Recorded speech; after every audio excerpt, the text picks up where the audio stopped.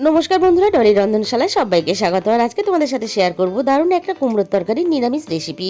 আর এইভাবে তরকারি বানিয়ে ভাত, রুটি, লুচি, পরোটা সবকিছুর সাথে দারুণ খেতে লাগে। তাহলে আজকে রেসিপিটা দেখে নেওয়া যাক। এখানে আমি একটা বড় সাইজের আলু একটু বড় বড় টুকরো করে কেটে নিয়েছি ডুমো ডুমো করে, আর নিয়েছি 500 গ্রাম পরিমাণ কুমড়ো খোসা রেখে একটু বড় বড় করে ডুমো ডুমো করে কেটে নিয়েছি।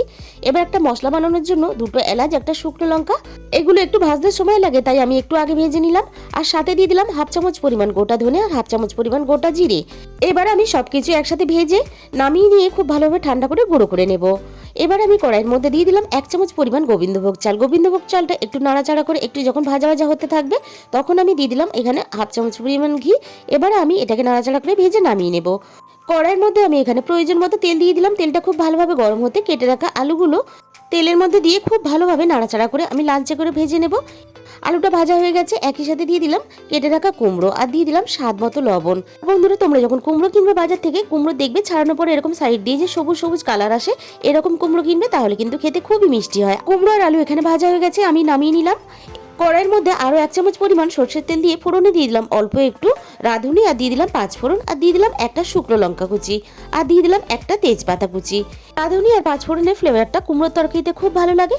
ফোড়নটা ভেজে নেওয়ার পরে 1 চামচ পরিমাণ আদা বাটা দিয়ে দিলাম। আদাটা একটু হালকা আছে নেড়ে চেড়ে ভেজে নিয়ে এরপর আমি এখানে কিছুটা দিয়ে দিলাম মটরশুঁটি। মটরশুঁটিটাও আমি কয়েক সেকেন্ড এখানে নাড়াচাড়া করে আদার সাথে ভেজে নিয়ে এখানে দিয়ে দিলাম একটা মাঝারি সাইজের টমেটো কুচি, আর দিয়ে দিলাম স্বাদ মতো লবণ। এই কাজগুলো করার সময় গ্যাসের আঁচটা অবশ্যই কমিয়ে রাখবে যাতে না আদাটা পুড়ে গিয়ে তিতো হয়ে যায়। টমেটোটা ভেজে নিয়ে আমি এখানে দিয়ে দিলাম 1 চামচ পরিমাণ হলুদ গুঁড়ো, আর দিয়ে দিলাম কালারের জন্য হাফ চামচ পরিমাণ কাশ্মীরি লঙ্কার গুঁড়ো। মশলাটা যাতে না পুড়ে যায় সামান্য পরিমাণ জল দিয়ে দিলাম, আর দিয়ে দিলাম স্বাদ মতো চিনি। চিনিটা এখানে অবশ্যই ব্যবহার করার চেষ্টা করবে, না হলে কিন্তু এই তরকারিটা খেতে ভালো লাগবে না। মশলাটা খুব ভালোভাবে কষিয়ে নেওয়ার পরে আমি ভেজে রাখা গোবিন্দভোগ চালটা দিয়ে মশলার সাথে আমি মিশিয়ে দিলাম। এরপরে সামান্য একটু জল দিয়ে দিলাম, মশলাটা একটু শুকনো শুকনো হয়েছিল। এবার ভেজে রাখা আলু আর কুমড়োটা দিয়ে মশলার সাথে খুব ভালোভাবে কষিয়ে নেব। আর বন্ধুরা, তোমরা রান্না করতে করতেই কিন্তু বুঝতে পারবে এই রান্নাটার স্বাদ কতটা ভালো হতে পারে। এবার আমি এখানে প্রয়োজন মতো জল দিয়ে দিলাম। সবকিছু খুব ভালোভাবে একসাথে সিদ্ধ হতে দেব।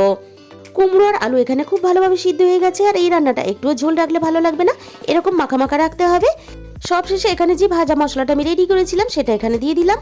আর এই ভাজা মশলার জন্য কুমড়োর তরকারির স্বাদটা কিন্তু দ্বিগুণ বেড়ে যায়।